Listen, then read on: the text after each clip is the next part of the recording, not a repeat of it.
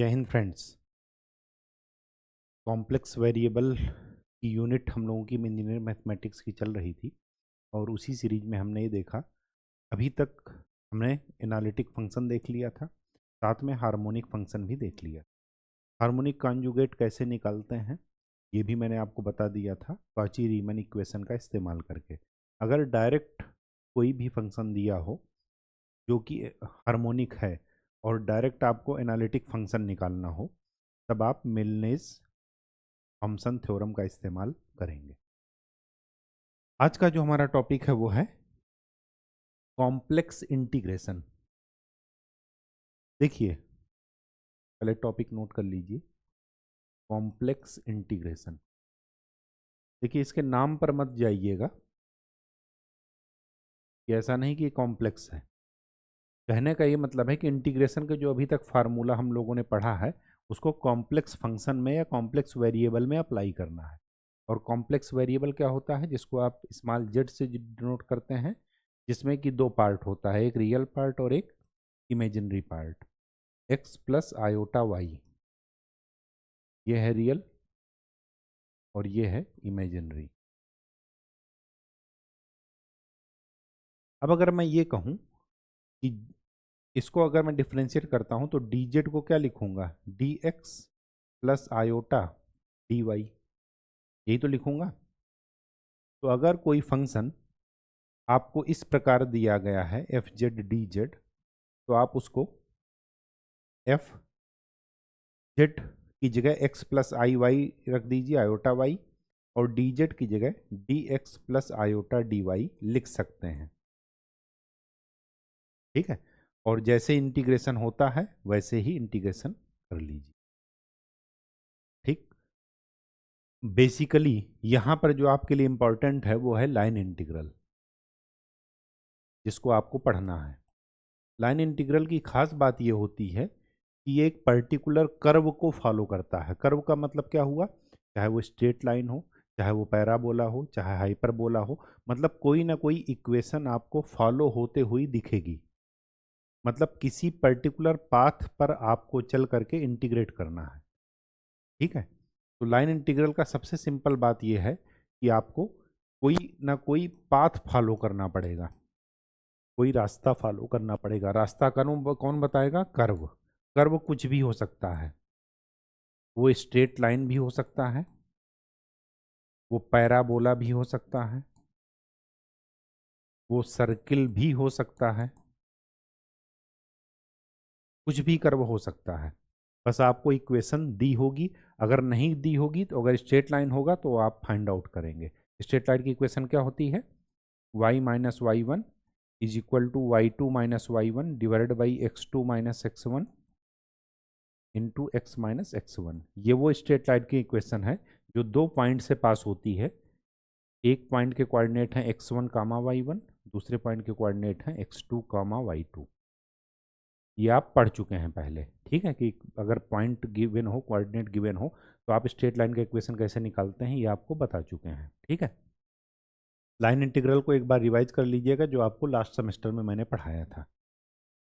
बिना किसी टाइम को वेस्ट करते हुए, कुछ भी कॉम्प्लेक्सिटी नहीं है, केवल और केवल इंटीग्रेशन जो अभी तक हम लोगों ने पढ़ा है उसी को एक कॉम्प्लेक्स फंक्शन में या कॉम्प्लेक्स वेरिएबल में अप्लाई कर देना है, बस सिंपल सी बात ये है। ठीक है, चलिए, पहला क्वेश्चन ये है, थोड़ा लेंदी क्वेश्चन है लेकिन ये कई पार्ट में है। ठीक है, तो हमें बिल्कुल भी घबराना नहीं है, हमें इस फंक्शन को इवेल्युएट करना है।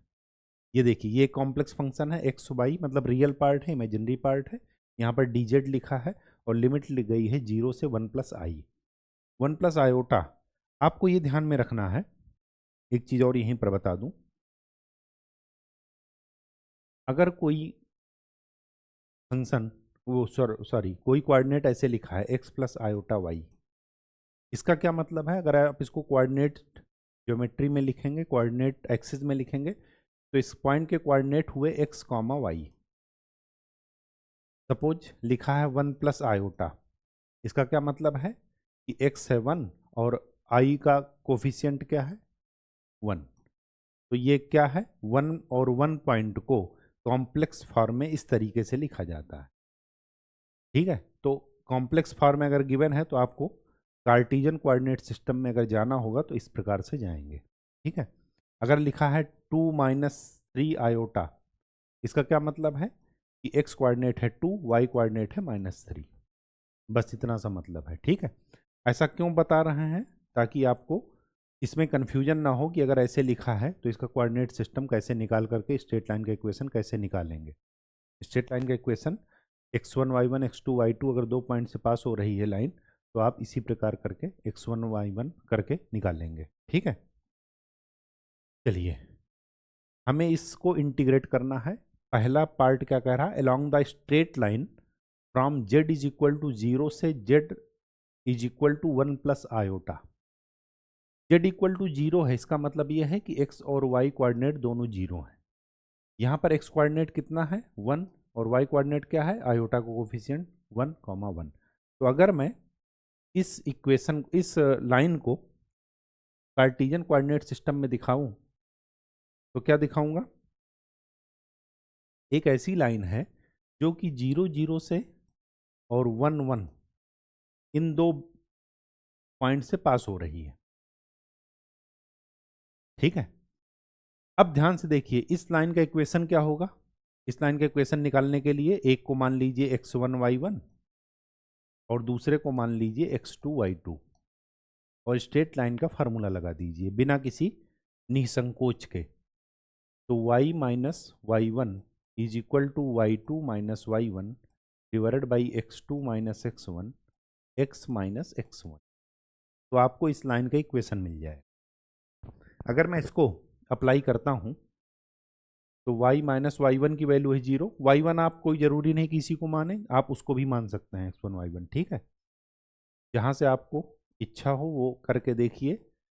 और कभी भी मैथ और फिजिक्स किसी भी सब्जेक्ट में कभी भी ट्राई करने से हिचकिचाना नहीं चाहिए। ज़्यादा से ज़्यादा क्वेश्चन गलत होगा, 2 मिनट आपके वेस्ट होंगे, लेकिन उनसे जो रिजल्ट आपको समझ में आएगा, निकल कर आएगा, वो आपके जीवन भर काम आएगा।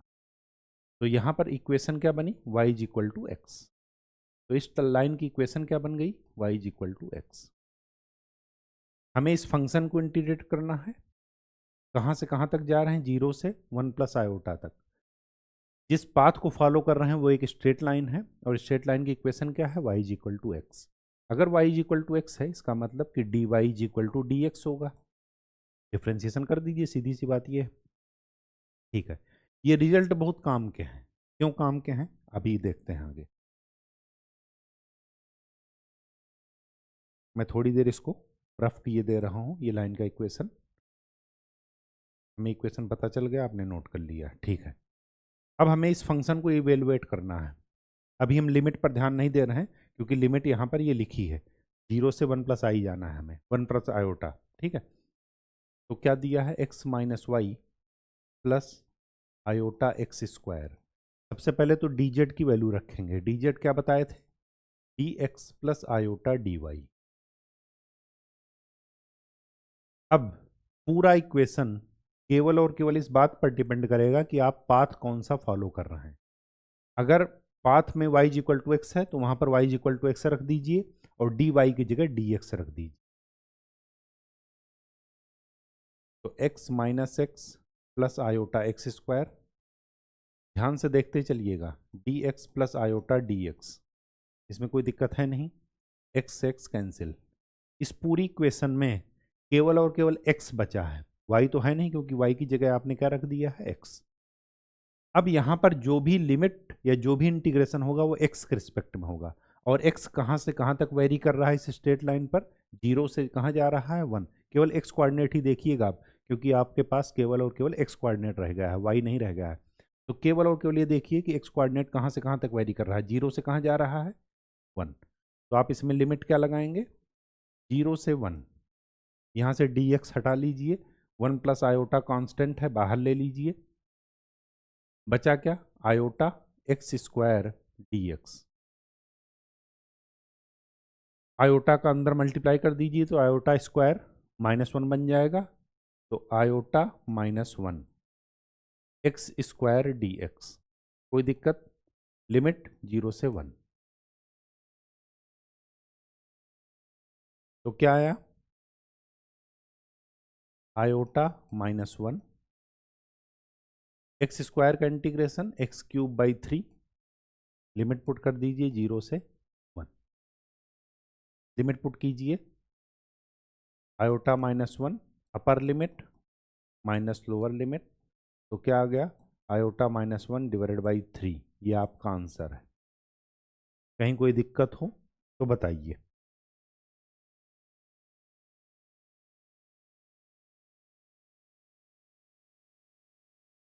ठीक है, कोई दिक्कत इसमें नहीं है। चलिए अब बी पार्ट करते हैं क्वेश्चन का। बी पार्ट में क्या कह रहा है? बी पार्ट में थोड़ा सा ट्विस्ट किया है। along the real axis from z = 0 से z = 1 and then along a line parallel to imaginary axis from z = 1 से z = 1 + आयोटा। इसका क्या मतलब है कि आपको यही पाथ देखना है, लेकिन मैं इसमें कलर थोड़ा चेंज किए दे रहा हूं।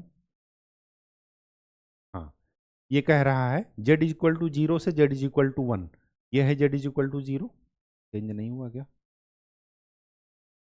ये है z = 0, यहां से z = 1 तक जाइए। z = 1 का मतलब क्या है? देखिए z = 0 है, इसका मतलब ये है कि z की जगह रख दीजिए x + i/y। अब अगर ये 0 है तो मतलब x भी 0 है, y भी 0 है।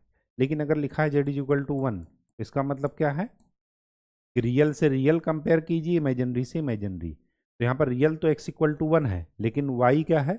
0। इस वजह से ये जो z = 1 पॉइंट होगा वो ये होगा यहाँ पर। फिर उसके बाद क्या कह रहा? Then along a line parallel to imaginary axis, मतलब एक लाइन जो कि इमेजिनरी एक्सिस ये है वाई एक्सिस, ये है एक्स एक्सिस, इसके पैरेलल में ये एक लाइन है। मतलब आपको यहीं पर पहुंचना है, लेकिन आपको ये वाला रूट फॉलो करना है। मतलब आपके यहाँ पर दो रूट हो गए, एक 1 और एक 2। अब कोई भी रूट आप फॉलो कीजिए, लाइन इंटीग्रेशन में यही खास बात होती है कि जिस भी रूट को आप फॉलो करेंगे उसका इक्वेशन आपको पता होना चाहिए। क्यों? क्योंकि आप लाइन इंटीग्रेशन की खास बात यह है कि वो एक पर्टिकुलर डायरेक्शन पर चलता है। अगर आपको 0 से 1 आना है तो आप रिवर्स नहीं जा सकते, आपकी लिमिट इधर से इधर ही चलेगी, रिवर्स नहीं जा सकती। अगर रिवर्स चली गई तो आपको माइनस साइन लगाना पड़ेगा। ठीक है, तो चलिए मैं बी पार्ट क्वेश्चन कर रहा हूं।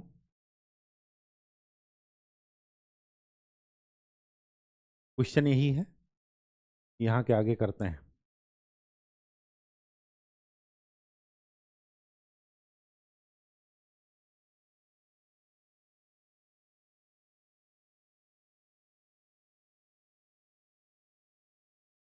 ये वाला पार्ट भी हटा देते हैं, ए पार्ट, ताकि कंफ्यूजन ना रहे। फर्स्ट पार्ट, फर्स्ट पाथ में क्या है? ये वाला पाथ।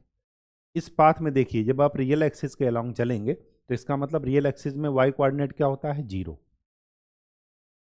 तो y = 0 है। अगर y = 0 है तो dy अपने आप क्या हो जाएगा? 0। पुट कर दीजिए यही इक्वेशन वहां पर, y = 0 और dy अपने आप 0 हो जाएगा। अब बचा क्या? x। x कहां से कहां तक वेरी कर रहा है? 0 से लेकर के 1 तक। लिमिट पुट कर दीजिए 0 से, डायरेक्ट इंटीग्रेट कर दीजिए। x का integration x²/2 minus iota x² का इंटीग्रेशन x³/3, लिमिट पुट कर दीजिए 0 और 1। तो आपको क्या आया? 1/2 माइनस आयोटा/3। ये आपका फर्स्ट पार्ट का इंटीग्रेशन है जो आपने फर्स्ट पाथ से गए। अब हमें सेकंड पाथ भी फॉलो करना है, उसके बाद 1 और 2 को ऐड कर देना है। क्यों? क्योंकि हम वहीं तक तभी पहुंचेंगे जब आप ऐड करेंगे। ठीक, आपको यहां तक पहुंचना है। अब सेकंड पार्ट निकालना है। सेकंड पार्ट में देखिए, जब कोई लाइन वाई एक्सिस के पैरेलल होती है तो उसका इक्वेशन क्या मिलता है? x = c। c वो है कांस्टेंट जहां पर वो पैरेलल है एक्स वाई एक्सिस के। तो ये कौन सी लाइन है जहां पर x क्या है? 1 के इक्वल, x = 1 मिल गया। ठीक, यहाँ पर क्या है, x इक्वल टू 1, यही तो है ना। x इक्वल टू क्या है यहाँ पर 1, क्योंकि z इज इक्वल टू 1 है और z को रखेंगे x प्लस आयोटा वाई, तो इमेजिनरी पार्ट क्या हो जाएगा 0। तो इसी इसका इक्वेशन क्या है इस लाइन का, x इक्वल टू 1। जब x इक्वल टू 1 है तो dx इक्वल टू क्या मिलेगा 0, क्योंकि इसका डिफ्रेंसिएशन करेंगे तो कांस्टेंट का डिफ्रेंसिएशन क्या मिलता है 0 मिलता है। अब ध्यान से देखिए x 1 बन गया, dx 0 बन गया। अब इस इक्वेशन में केवल और केवल y रह जाएगा, तो 1 minus y plus iota, iota D y. कोई दिक्कत। अब ध्यान से देखिए कि y कहाँ से कहाँ तक वेरी कर रहा है। y यहाँ पर इस पॉइंट पर है y 0, क्यों, क्योंकि जब भी रियल एक्सिस पर होता है तो y कोऑर्डिनेट होता है 0, और y यहाँ पर क्या है 1, तो y की लिमिट क्या है 0 से। इंटीग्रेट कर दीजिए, आयोटा बाहर ले लीजिए, 1 का इंटीग्रेशन y का integration Y square by 2 plus iota, iota ही रहेगा, और 1 का इंटीग्रेशन y। लिमिट पुट कर दीजिए 0 से 1, तो क्या मिला 1 माइनस 1/2 प्लस आयोटा, तो क्या मिला आयोटा 1/2 प्लस आयोटा। इंटीग्रेट वो अंदर भेजिए इसको, तो आई स्क्वायर की वैल्यू -1, तो -1 प्लस आयोटा बाई, ये दूसरे पार्ट का इंटीग्रेशन है। अब दोनों को क्या कर दीजिए, ऐड कर दीजिए, दोनों को ऐड कर दीजिए, तो 1 + 2 क्या मिला 1/2 minus iota by 3, -1 plus iota by, real से रियल जुड़ेंगे और इमेजिनरी से इमेजिनरी, तो ये कितना हो जाएगा -1/2, और ये कितना हो जाएगा प्लस आयोटा बाई 6। ये आपका आंसर है। कोई दिक्कत हो तो पूछिए, कहीं ना समझ में आया हो। देखिए बहुत ही आसान है, केवल और केवल आपको पाथ को फॉलो करना है। इक्वेशन पर जरूर ध्यान दीजिएगा, क्योंकि लाइन इंटीग्रेशन में अगर दिक्कत हो रही हो तो लाइन इंटीग्रेशन एक बार फिर से रिवाइज कर लीजिए, ठीक है, चीज़ें बहुत ही आसान हो जाएंगी।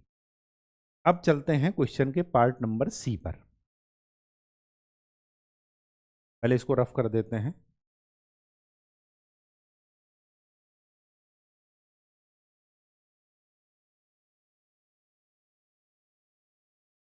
-1/2 प्लस आयोटा बाई 6, एक बार मैं आंसर चेक कर लेता हूँ कि यही है कि नहीं।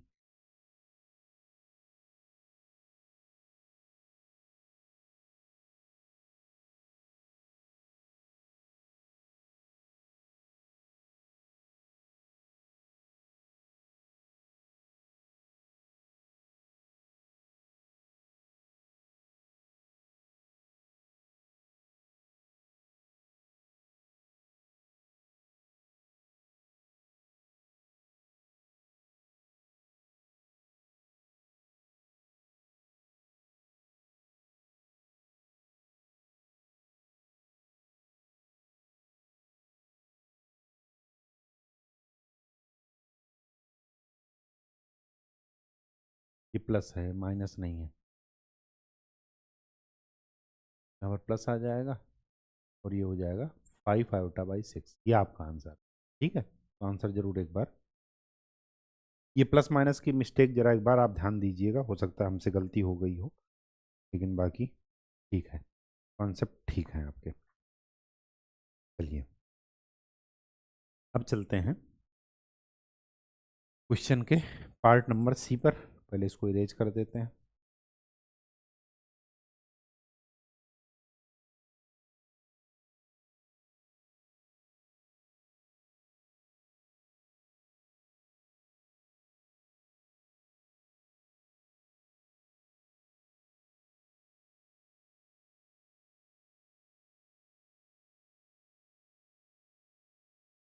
क्वेश्चन का पार्ट नंबर सी क्या कह रहा है, बी को जरा, बी को भी रफ कर देते हैं।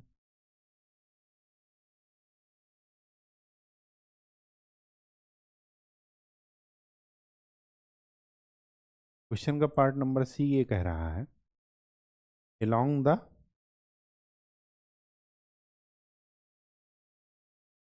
Imaginary axis from z is equal to 0 से z is equal to i. चलिए,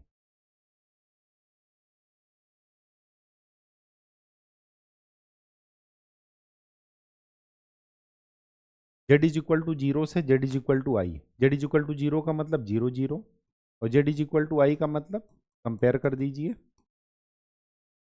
इमेजिनरी से इमेजिनरी, रियल से रियल, तो आपको मिल जाएगा एक्स की वैल्यू 0, वाई की वैल्यू 1। इसका मतलब क्या हुआ, पहले आप 0 से 1 जाएंगे तो कैसा पाथ फॉलो होगा, ये जी है, ये है 0, 0 से आप 1 गए, मतलब ये, ठीक। फिर उसके बाद इधर जाना होगा, देख लेते हैं, यही कह रहा ना। Then along a line parallel to real axis from z is equal to I to z is equal to iota to z is equal to 1 plus iota। हाँ जी, वही पाथ फॉलो कर रहा है, मतलब इधर से इधर घूम करके जाना है।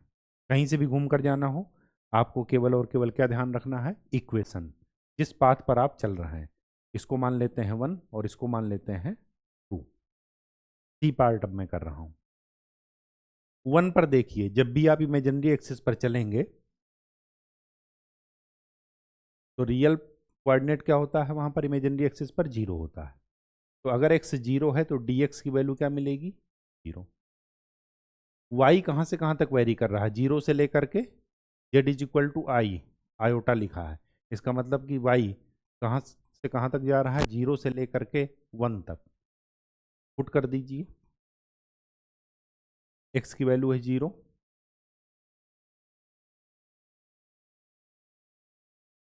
तो क्या मिला, आयोटा।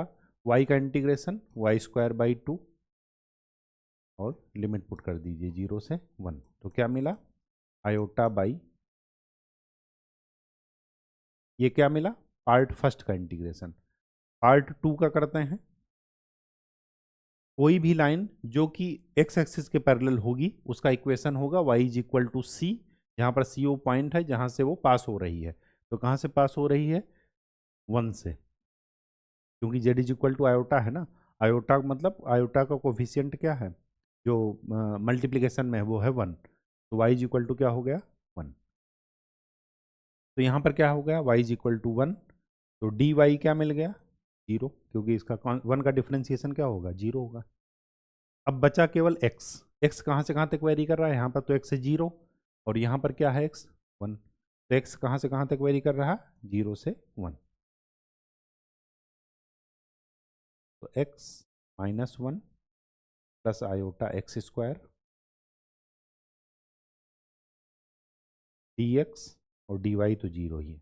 इंटीग्रेट कर दीजिए, x का इंटीग्रेशन x²/2, 1 का integration x plus iota, x का इंटीग्रेशन x³ 3। लिमिट पुट कर दीजिए 0 से 1, तो क्या मिला, 1/2 -1 प्लस आयोटा बाई 3, तो क्या मिला, -1/2 प्लस आयोटा बाई, इसको कम करेंगे तो क्या मिला, -1/2 प्लस 5 आयोटा बाई 6। ये आपका, ठीक है, कहानी समझ में आ गई। देख लेते हैं, ये आंसर है।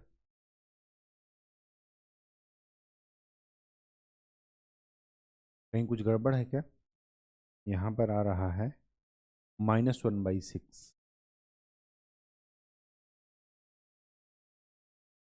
ओहो, कहाँ गड़बड़ है, ये माइनस साइन, ये है -i/2, -i/2 प्लस i/3।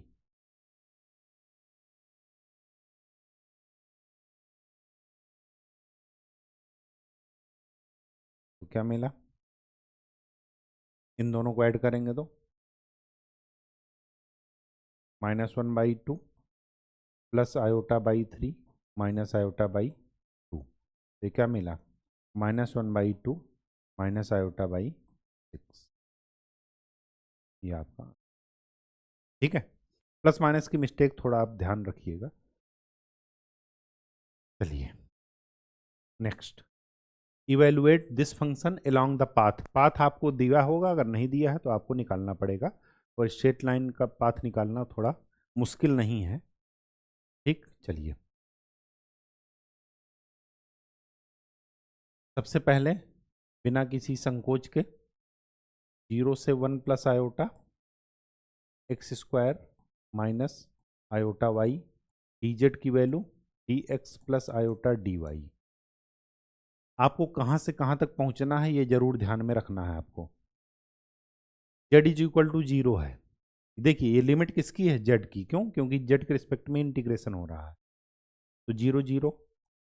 फिर आपको कहाँ पहुँचना है, एक्स कोऑर्डिनेट है 1, वाई कोऑर्डिनेट है 1, मतलब आपको यहाँ पर पहुँचना है। इसी को जेड में ये लिखते हैं 1 प्लस आयोटा, इसी पॉइंट को। ठीक, तो यहाँ से यहाँ तक पहुँचना है। पहली बार में आपको ये जाना है कि एक स्ट्रेट लाइन के द्वारा जाना है, जिस स्ट्रेट लाइन का इक्वेशन है y is equal to x. अगर y is equal to x है तो dy इज इक्वल टू क्या मिलेगा, dx। तो इसी इंटीग्रेशन में केवल एक वेरिएबल के रिस्पेक्ट में रिप्लेस कर दीजिए, y की जगह x रख दीजिए, dy की जगह dx। अभी इंटीग्रेशन की लिमिट मत लगाइएगा। X square minus iota x dx plus iota dx, कोई दिक्कत है नहीं। अब यहाँ पर है x पूरा। अब x की लिमिट देख लीजिए, 0 से x कहाँ तक कहाँ जा रहा है, 0 से लेकर के 1। 1 प्लस आयोटा कांस्टेंट ले लीजिए बाहर, बचा क्या, X square minus iota X D X. 1 plus iota बाहर ले लीजिए, इंटीग्रेट कर दीजिए। एक्स स्क्वायर का integration X cube by 3 minus iota X का integration X square by 2। Limit put कर दीजिए 0 से 1। तो क्या आया, 1 plus iota 1/3 minus iota by 2। Multiply कर दीजिए, 1/3 plus iota by 3 minus iota by 2। Iota iota iota square -1 minus minus plus, ये कितना मिल गया, 5/6 माइनस आयोटा बाई 6। ये आपका आंसर है। आंसर एक बार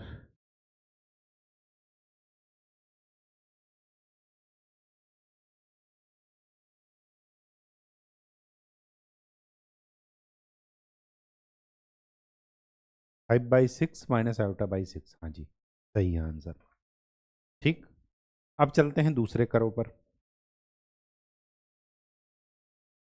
दूसरे करो में केवल और केवल आपको ये ध्यान में रखना है कि y इज इक्वल टू अगर एक्स स्क्वायर है तो डी वाई क्या मिलेगा, 2x dx, यही तो होगा ना। अब यही चीज वहां पर जाकर के इंटीग्रेशन में पुट कर दीजिए यहाँ पर। तो क्या मिला, अभी लिमिट मत लगाइए, x square minus iota y की जगह x square d x plus iota 2x dx। पूरी लिमिट कहाँ से कहाँ तक, उसमें कौन कौन सा वेरिएबल है, एक्स।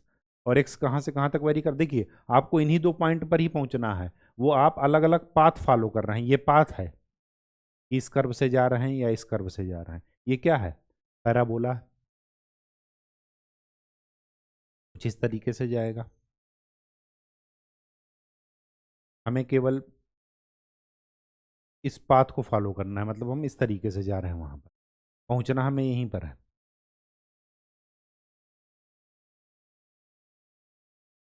ठीक है, तो एक्स कहाँ से कहाँ तक वेरी कर रहा है, 0 से लेकर के 1 तक। तो लिमिट पुट कर दीजिए 0 से 1। चलिए इंटीग्रेट करते हैं।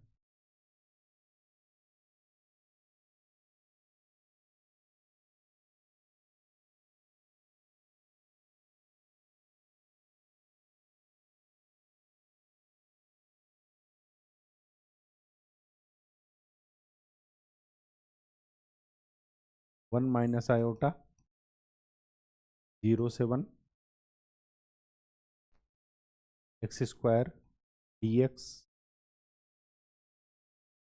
Plus iota 2x³ dx। कोई दिक्कत? कोई दिक्कत नहीं।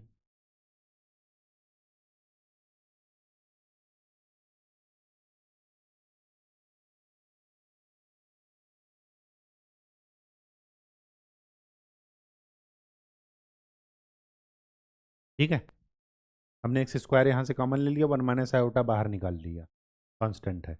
अब जो एक्स स्क्वायर है, एक्स स्क्वायर से अंदर हमने क्या कर दिया, मल्टीप्लाई कर दिया। dx के बाद मत मल्टीप्लाई कर दीजिएगा, क्योंकि dx ऑपरेटर है, वो किसी फंक्शन पर ऑपरेट कर रहा है, और वो फंक्शन क्या है जो उसके पहले लिखा है। ठीक, चलिए 1 - आयोटा इंटीग्रेट कर दीजिए। एक्स स्क्वायर का integration x³/3 plus 2 iota, x³ का इंटीग्रेशन x⁴/4 लिमिट पुट कर दीजिए 0 से। तो क्या मिला, 1 - आयोटा 1/3 प्लस आयोटा/2। मल्टीप्लाई कर दीजिए, 1/3 -आयोटा/3 प्लस आयोटा/2 और माइनस आई स्क्वायर -1 प्लस 1/, ये कितना मिला, 5/6 प्लस आयोटा/, ये आपका आंसर। आंसर एक बार चेक कर लेते हैं। सही है। ठीक, बिल्कुल स्टेप वाइज करते चलना है। नेक्स्ट, इवेलुएट 0 से 2 + आयोटा। 2 + आयोटा का मतलब क्या है, पॉइंट कौन सा है, एक्स कोऑर्डिनेट है वो 2 और वाई कोऑर्डिनेट है 1।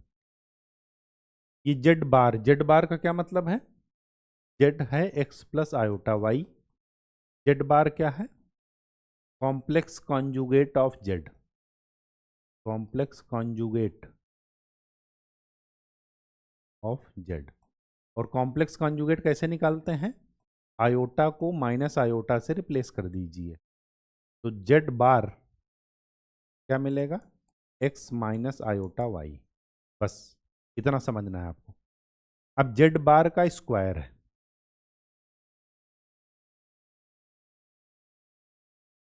जेड बार का क्या है, स्क्वायर डी जेड। इसका क्या मतलब है, इसका मतलब ये है कि जेड बार की जगह x - आयोटा y रख दीजिए।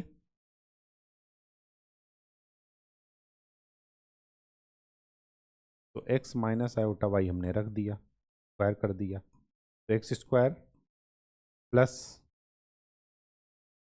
आयोटा y का whole square -2 iota xy। Iota square क्या होता है, -1, तो x² -y² -2 आयोटा xy। ये है फंक्शन, ये है आपका। अब हमें क्या कह रहा है, अलग अलग पाथ फॉलो करने को कह रहा है, मतलब आपको 0 से लेकर के इस पॉइंट तक पहुंचना है।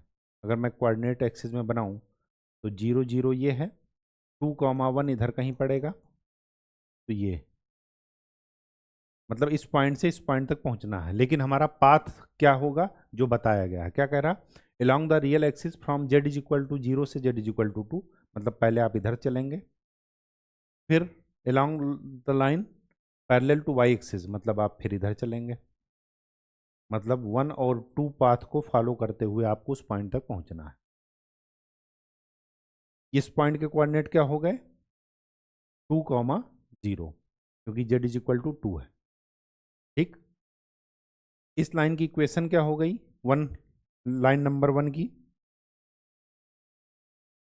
लाइन नंबर की इक्वेशन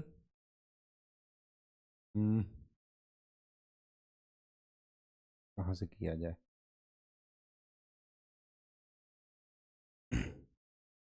चलिए यहीं से शुरुआत करते,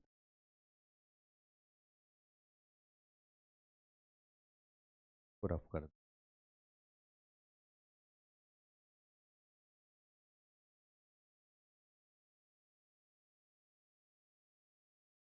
हमें फंक्शन मिल ही गया। ठीक, तो 1 में क्या है इक्वेशन, 1 में है, रियल एक्सिस में, मतलब y कोऑर्डिनेट है 0, तो y 0 है, तो d y is equal to क्या मिला? लिमिट अभी नहीं लगाते हैं, पहले फंक्शन रखते हैं, x square minus y square minus 2 iota x y, D Z की वैल्यू रखिए d x plus iota D y, ये है फंक्शन। अब आप इस पर ये वाला वैल्यू रखिए, y है 0, मतलब एक्स स्क्वायर डी एक्स मिलेगा, और x कहाँ से कहाँ तक वेरी कर रहा है? 0 से लेकर के 2 तक। इंटीग्रेट कर दीजिए, x cube by 3, limit put कर दीजिए 0 से 2, तो आ जाएगा 8 बाई, ठीक। सेकंड पाथ को फॉलो कीजिए, पाथ नंबर 2। पाथ नंबर 2 क्या है? Line parallel to y axis. यहाँ पर कोऑर्डिनेट, यहाँ पर लाइन का इक्वेशन क्या बनेगा? x इक्वल टू 2, क्योंकि z इज इक्वल टू 2 है, ठीक। तो x इक्वल टू 2 है, तो dx की वैल्यू क्या मिल जाएगी? 0। डिफ्रेंसिएशन तो 2 का डिफ्रेंसिएशन 0 ही आएगा। अब बचा क्या यहाँ पर? y कहाँ से कहाँ तक वेरी कर रहा है? 0 से लेकर के 1 तक, तो लिमिट लगाइए 0 से 1, x की वैल्यू रखिए 2, तो 4 minus y square minus 4 iota Y, d x की वैल्यू है 0 प्लस आयोटा डी वाई। कोई दिक्कत? कोई दिक्कत नहीं।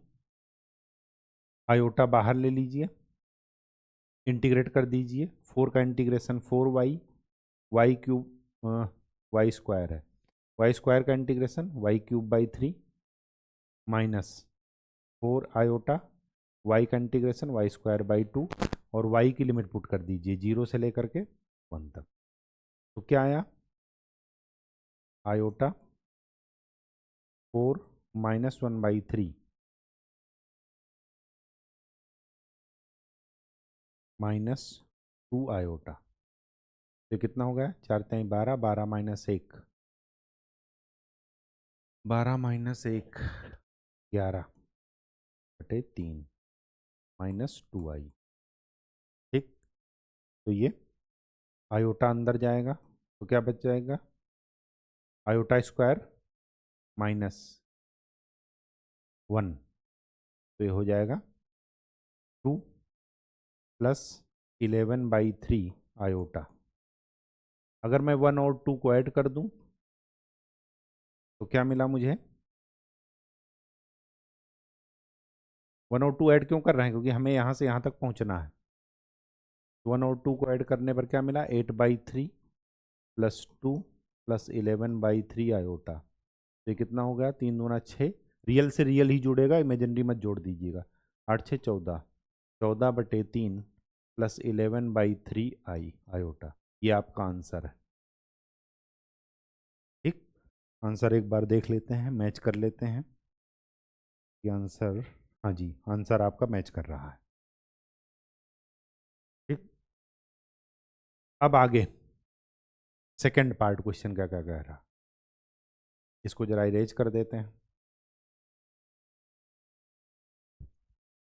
स्टेप वाइज करेंगे, कभी गलती नहीं होगी, और इसके क्वेश्चन बहुत ही स्कोरिंग आप होते हैं, क्योंकि जो चीज़ आप पढ़ चुके हैं बस उसी को रिपीट करना है। आगे हमें क्या कह रहा है बी पार्ट में? Along the line 2y is equal to x, ठीक है। 2y is equal to x, इसका मतलब ये हुआ कि 2y का डिफ्रेंसिएशन dy और dx का इंटीग्रेशन, वो x का इंटीग्रेशन dx। मतलब आप चाहें तो dy की जगह dx/2 रखिए, या dx की जगह डायरेक्ट 2dy रख दीजिए। dx की जगह डायरेक्ट 2dy रखते हैं, तो ये इक्वेशन है हमारी। x की जगह क्या रख दें? 2y, तो हो जाएगा 4y square minus y square minus 4 iota y square, ठीक। dx की जगह 2dy प्लस आयोटा dy। कोई दिक्कत? कोई दिक्कत नहीं। यहाँ से dy हटाइए तो 2 प्लस आई आ गया। अच्छा, y अब पूरा आ गया, तो y देखिए कहाँ से कहाँ तक वेरी कर रहा है? 0 से लेकर के 1 तक। ये रास्ता है, हमें इनिशियल और फाइनल पॉइंट देखना है कि हम किस रास्ते से जा रहे हैं, ये मायने नहीं रखता है। कौन से फाइनल पॉइंट पर हम पहुंच रहे हैं, लिमिट वहां से डिसाइड होगी। ठीक है, तो 0 से 1 हमने कर दिया। 4y², पहले तो 2 + i, आयोटा बाहर ले लेते हैं, 0 से 1। 4y² - y² 3y² -4 iota y², dy। ठीक, इंटीग्रेट कर दीजिए। 2 + आयोटा 3, y² का इंटीग्रेशन y³/3 -4 आयोटा y² का इंटीग्रेशन y³/3, 0 से। ये कितना आया, 2 + आयोटा 1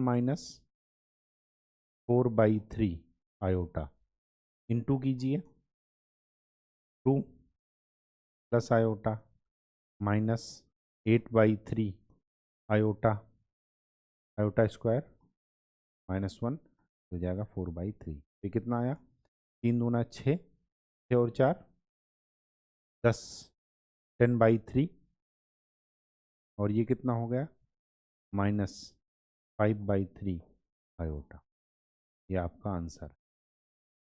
आंसर एक बार चेक कर लेते हैं, 10/3 -5/3 आयोटा। ठीक, कहीं कोई दिक्कत नहीं होनी चाहिए।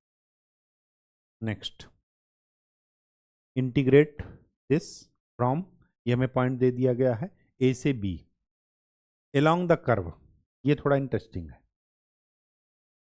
अब जब आपको दे दिया गया है एक्स ये वाई ये, देखिए अभी तक हम क्या करते थे, या तो एक्स में ले जाते थे या वाई में। अब यहाँ पर एक तीसरा वेरिएबल आ गया कि एक्स और वाई किस पर डिपेंड कर रहे हैं, टी पर। तो हमें सारा इक्वेशन कहाँ ले जाना है, टी पर। बस इतनी सी बात ध्यान रखना। अब सारा इक्वेशन कहाँ जाएगा, टी। ठीक है, चलिए, अगर एक्स टी है, वाई t² है, इसको हमें इंटीग्रेट करना है। इंटीग्रेशन f(z) dz, तो x² + आयोटा xy, dz की value dx + iota dy।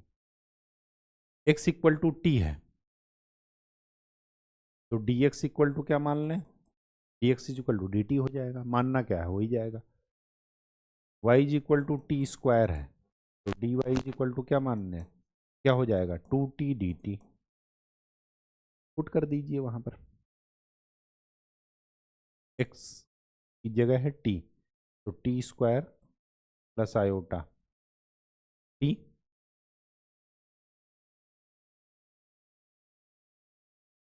x की जगह t, y की जगह t², dx की जगह dt + आयोटा, dy की जगह 2t dt।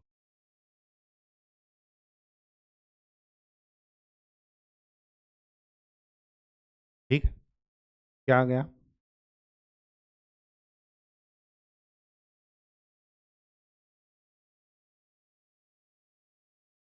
t² + iota t³ dt + iota 2t dt। यही है इंटीग्रेशन। ठीक है, इसमें तो कोई दिक्कत है नहीं।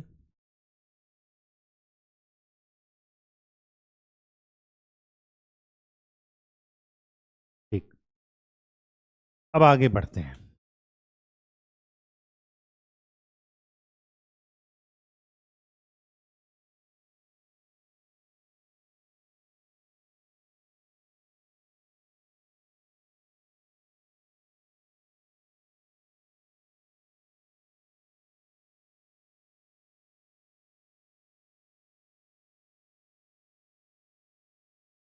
चलिए आगे बढ़ते हैं।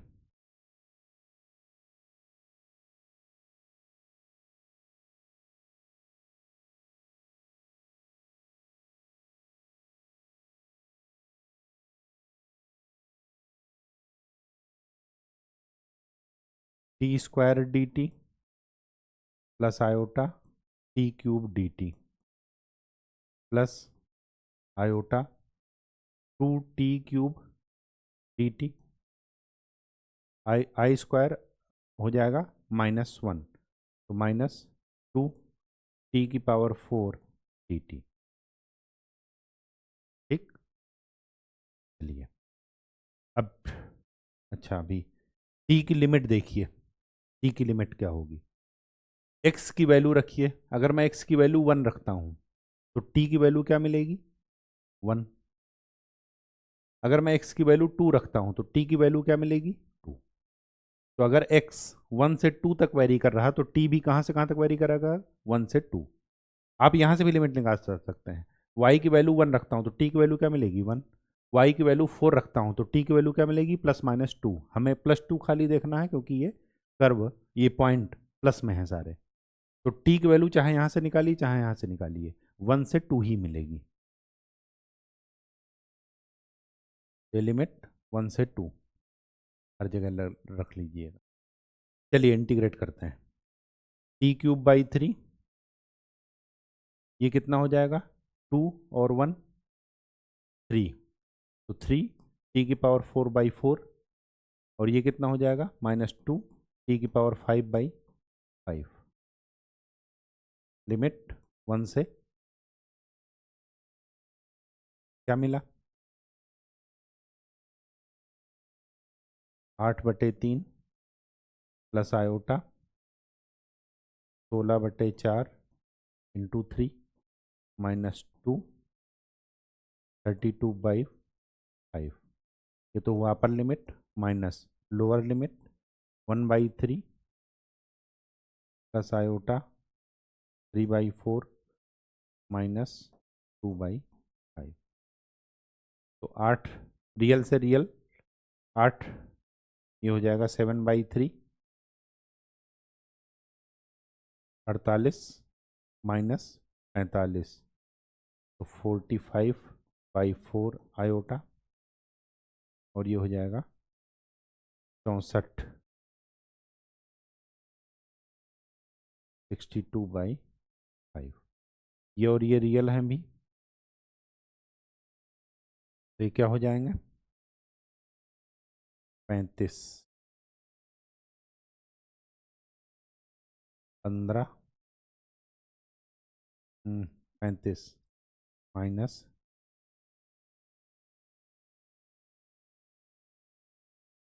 /15 प्लस 45/4 आयोटा। ये कितना हो गया, 1, 18 में से 3 गए 15।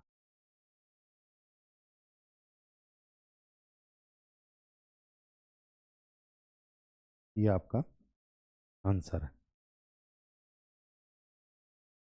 45/4 151/5 आ रहा है।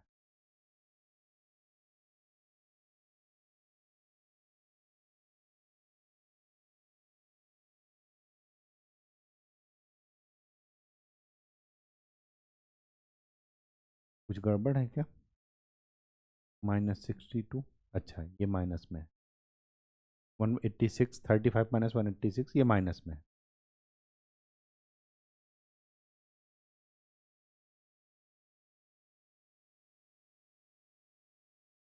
ये आपका आंसर है। कोई भी कंफ्यूजन मत रखिएगा। देखिए यहाँ पर कोई कॉमन नहीं निकल आ रहा था, डायरेक्ट आप इंटू करके फिर इंटीग्रेशन कीजिए, उसमें कोई दिक्कत नहीं है। बस इंटू करते समय ध्यान रखिएगा dt को पहले मत लिखिएगा, क्योंकि dt एक ऑपरेटर है, इंटीग्रेशन एक क्या है, ऑपरेटर है। वो किसी फंक्शन पर ऑपरेट करेगा तो dt हमेशा बाद में रहेगा। बस सिंपल सी बात है, आगे इंटीग्रेशन कर लीजिए। अच्छा ये देखिए, प्रूव दैट इंटीग्रेशन, देखिए इसका क्या मतलब है, क्लोज्ड इंटीग्रेशन है। क्लोज्ड का मतलब क्या है कि जैसे जिस पॉइंट पर आप चले वापस उसी पॉइंट पर पहुंच गए। ठीक है, मतलब यहाँ पर क्लोज्ड का मतलब क्या है कि अपर लिमिट और लोअर लिमिट दोनों बराबर होंगी। क्यों, क्योंकि क्लोज्ड है कर्व, एक जगह से वापस उसी जगह पहुंच रहे हैं। ठीक है, तो क्लोज्ड इंटीग्रेशन का सिंबल ऐसा है, इसका मतलब ये क्लोज्ड कर्व है। ठीक है, वेयर सीज सर्किल। ठीक, चलिए देखिए, जब भी सर्किल की बात आए ना तो हमेशा पोलर कोऑर्डिनेट यूज करेंगे। पोलर कोऑर्डिनेट में क्या होता है, जेड की वैल्यू क्या लिखते हैं, आर ई की पावर आयोटा थीटा, यही लिखते हैं। सर्किल में एक खास बात ये होती है कि सर्किल में रेडियस फिक्स होती है, चेंज कौन करता है, चेंज करता है थीटा। कहाँ से कहाँ तक वेरी करता है, 0 से लेकर के 360 डिग्री पूरा घूम जाता है। तो अगर जेड ये है तो डी जेड की वैल्यू मैं क्या लिखूंगा, कौन वेरी कर रहा, थीटा। आर तो वेरी कर रहा है, नहीं कर रहा, तो आर फिक्स है। थीटा के रिस्पेक्ट में इसका डिफ्रेंसिएशन, तो ई की power iota theta into iota D theta, put कर दीजिए वहां पर। तो क्लोज इंटीग्रेशन, डी जेड की वैल्यू रखिए आर ई की पावर आयोटा थीटा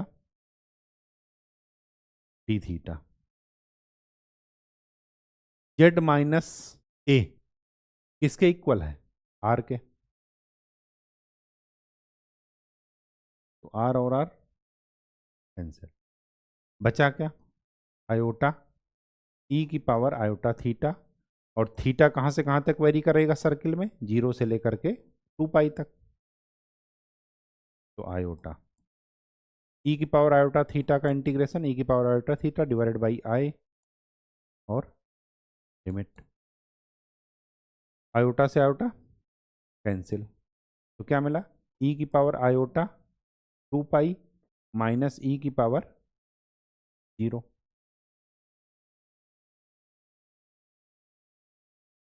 ई की पावर आयोटा 2 पाई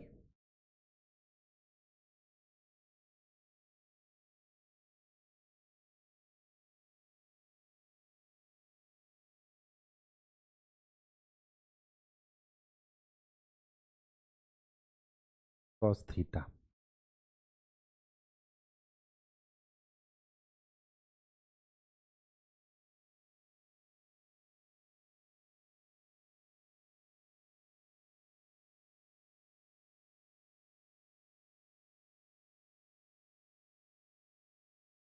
कहीं कुछ गड़बड़ है, ओह, जेड माइनस ए का मॉड है आर, लेकिन यहाँ पर जेड माइनस ए का मॉड नहीं लिखा है। तो यहाँ पर जेड माइनस ए क्या हो जाएगा, रेडियस आर ई की पावर आयोटा थीटा, ये यहाँ पर आएगा ई की पावर आयोटा थीटा। तो ये और ये कैंसिल होंगे, तो केवल और केवल ये बचेगा। तो थीटा के रिस्पेक्ट में इंटीग्रेशन करेंगे, तो थीटा अपर लिमिट और लोअर लिमिट पुट कर दीजिएगा, तो आपका ये आंसर आ जाए। यही आपको प्रूफ करना था। सिमिलरली ये वाला क्वेश्चन सेम वे में कर लीजिए। जेड माइनस ए मैं क्या लिखूंगा, जेड माइनस ए की पावर एन, आर की पावर एन, ई की पावर आयोटा एन थीटा। ठीक, डीजेड की वैल्यू आप निकाल चुके हैं, आर आयोटा ई की power iota theta D theta, limit 0 से 2 पाई। तो ये क्या हो जाएगा, आयोटा बाहर ले लीजिए, आर की पावर एन प्लस 1 बाहर ले लीजिए, 0 से 2 पाई, और ई की power iota n plus 1 theta D theta. इसको इंटीग्रेट कर दीजिए, आयोटा आर की पावर एन प्लस 1, इसका इंटीग्रेशन करेंगे तो ई की power iota n plus 1 theta divided by iota n plus 1, limit put कर दीजिए 0 से 2 पाई, आयोटा से आयोटा कैंसिल, तो आर की power n plus 1 divided by n plus 1, e की power iota n plus 1 2 pi minus ई की power 0। ठीक है, इसकी वैल्यू क्या होगी, ई की पावर आयोटा थीटा की वैल्यू क्या होती है? Cos theta plus iota sine theta. तो इसकी वैल्यू क्या हो जाएगी? ई की power N, oh sorry, cos N plus one 2 pi plus iota sine N plus one 2 pi. Sine तो होता है 0, इसकी वैल्यू क्या होती है? 1, और इसकी वैल्यू भी क्या है? 1। तो 1 - 1 क्या हो जाएगा? 0। ये आपका ठीक। कोई दिक्कत? चलिए नेक्स्ट।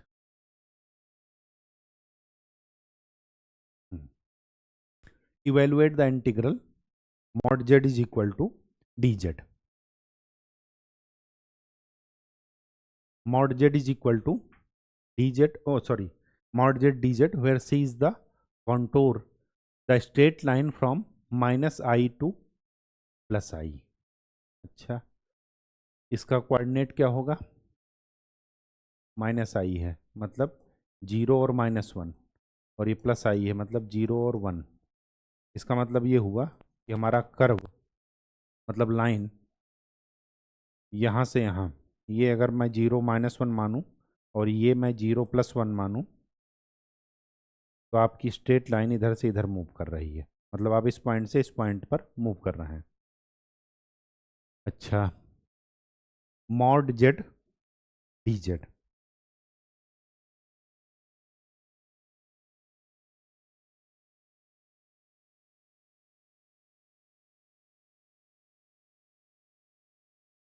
ठीक, तो सी, लेकिन जेड क्या लेंगे? चलिए, जेड क्या है? मॉड जेड क्या है? x² + y²। इसमें तो कोई दिक्कत है नहीं। डी जेड की वैल्यू रखिए dx + आयोटा dy। अब जब आप इस कर्व पर चलेंगे तो ये कहाँ चल रहा है? इमेजिनरी एक्सिस पर। और इमेजिनरी एक्सिस पर क्या होता है? फर्स्ट फर्स्ट का सॉल्व मैं कर रहा हूँ। इमेजिनरी एक्सिस पर क्या होता है? एक्स कोऑर्डिनेट होता है 0, तो dx अपने आप 0 हो जाएगा। तो आपकी लिमिट कहाँ से कहाँ तक वेरी करेगी? खाली y की, और y की लिमिट कहाँ से कहाँ तक वेरी कर रही है? -1 से +1। तो y और आयोटा dy, आयोटा बाहर ले लीजिए, y का इंटीग्रेशन y²/2, लिमिट पुट कर दीजिए -1 से 1, तो आयोटा 1/2 -1/2, 0 आ जाएगा।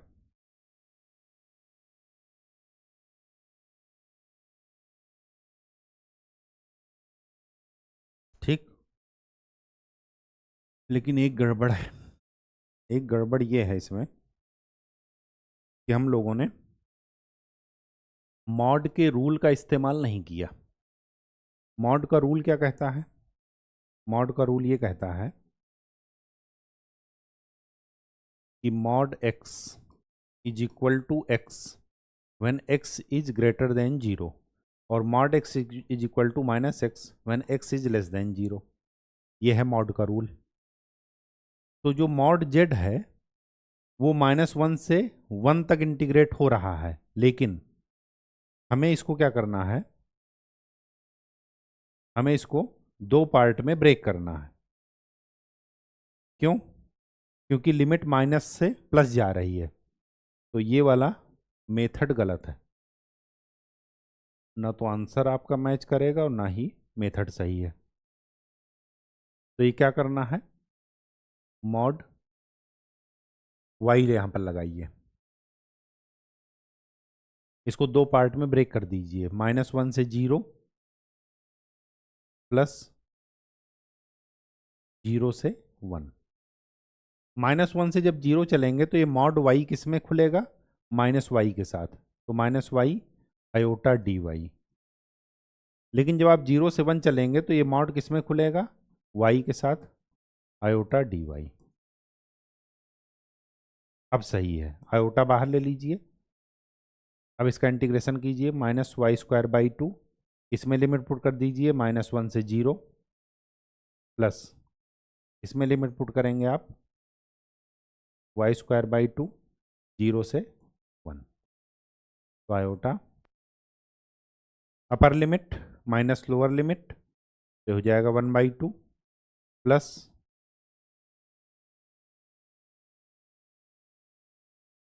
ये वाले में upper limit 1/2 minus lower limit, तो ये क्या हो जाएगा आयोटा। ये आपका आंसर है। इस क्वेश्चन में गलती होने के चांस पूरे हैं, तो इसको थोड़ा इंपॉर्टेंट लगा लीजिएगा। यहाँ पर आपको ध्यान में रखना है, मॉड का रूल लगा करके करना है, ठीक है, अदरवाइज गड़बड़ हो जाएगा।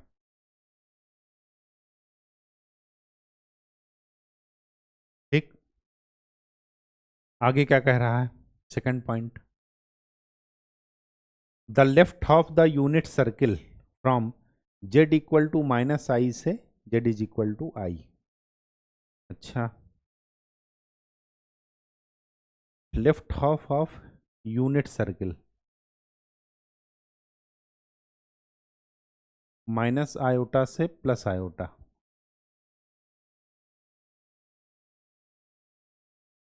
अच्छा ठीक, तो ये आपका सर्किल बनेगा कुछ ऐसे, कुछ ऐसा सर्किल बनेगा। आपको इस सर्किल के पाथ पर चलना है, माइनस आयोटा से प्लस आयोटा मतलब इधर से इधर। तो जब भी सर्किल की बात आए आपको क्या करना है, क्या करना है, हमेशा पोलर कोऑर्डिनेट का इस्तेमाल करना है, ठीक है। तो पोलर कोऑर्डिनेट में जेड की वैल्यू क्या रखते हैं, r e⁻θ। रेडियस हमें पता है, यूनिट सर्किल है, तो रेडियस तो हो जाएगा 1, ठीक। अब मैं इंटीग्रेट कर रहा हूं इसको, लिमिट थोड़ा ध्यान दीजिए, यहां से कहां चल रहे हैं, यहां पर। ये पूरा सर्किल कितना है, 360 डिग्री, 360 डिग्री मतलब 2 पाई। इतना कितना है, 90 डिग्री, 90 डिग्री मतलब π/2। फिर ये है 2 पाई, वो सॉरी पाई, फिर है ये 3π/2, और ये मिला करके 2 पाई हो जाता है। तो आप यहां से वापस उधर जा रहे हैं, इसका मतलब लिमिट होगी 3π/2 से लेकर के π/2। dz, वो मॉड जेड तो है 1, और dz की वैल्यू क्या है, अगर मैं dz यहां से निकालूं तो क्या निकलेगा, r iota e⁻θ d theta, यही तो निकलेगा। तो आयोटा e⁻θ d थीटा, ठीक, कोई दिक्कत।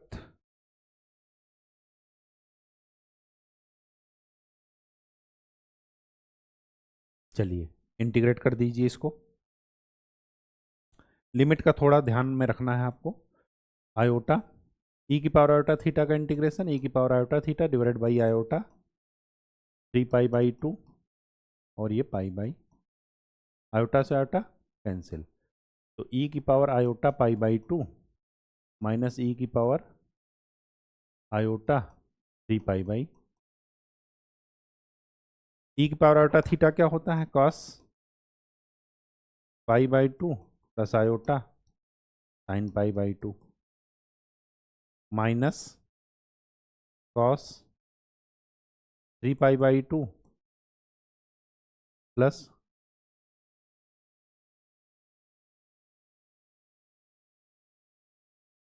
Iota sin 3π/2।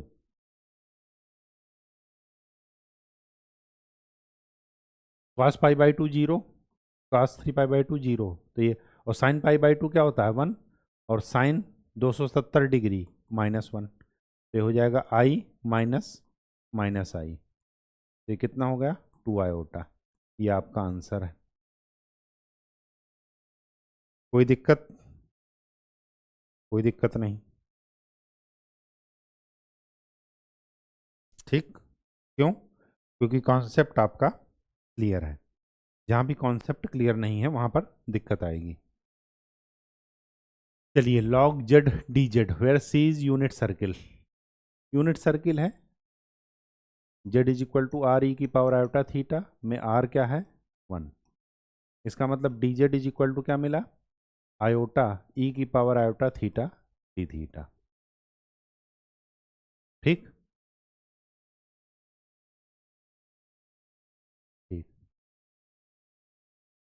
लॉग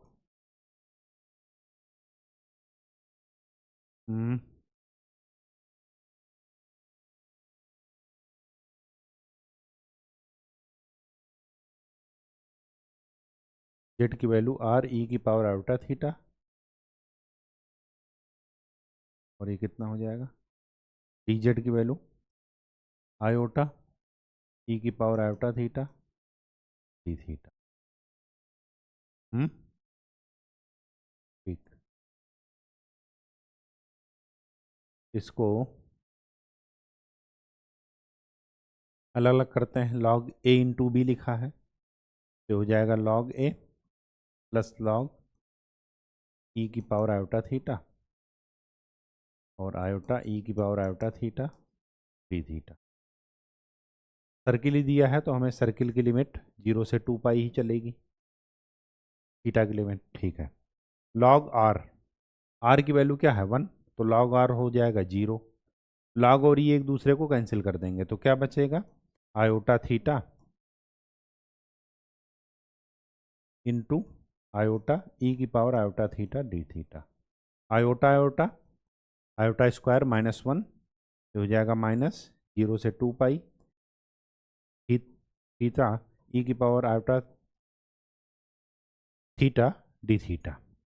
थीटा के रिस्पेक्ट में इंटीग्रेट करना है, फर्स्ट इंटू सेकंड का फार्मूला लगा दीजिए, फर्स्ट फंक्शन सेकंड का इंटीग्रेशन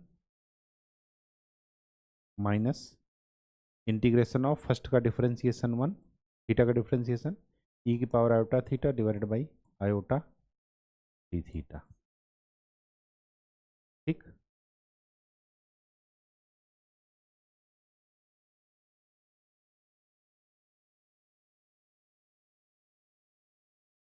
अभी इसमें लिमिट नहीं लगाना।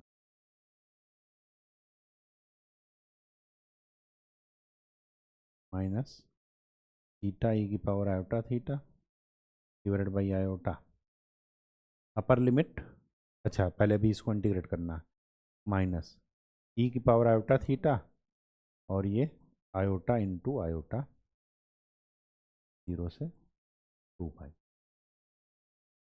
ठीक, आयोटा स्क्वायर बन जाएगा -1 माइनस माइनस बन जाएगा प्लस, तो ये हो जाएगा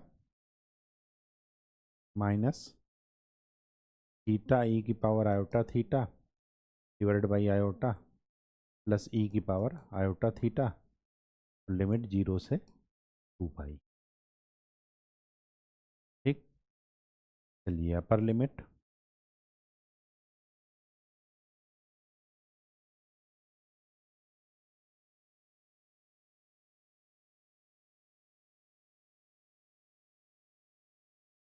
माइनस लोअर लिमिट 0 ई की पावर,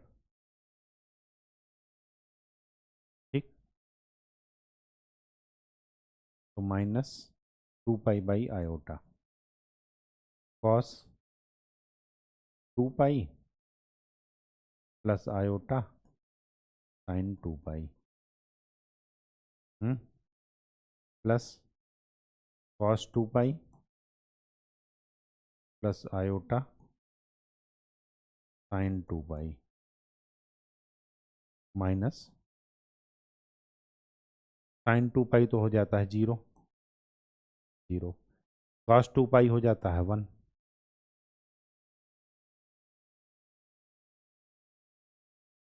ठीक, तो ये क्या बन गया, -2 पाई बाई आयोटा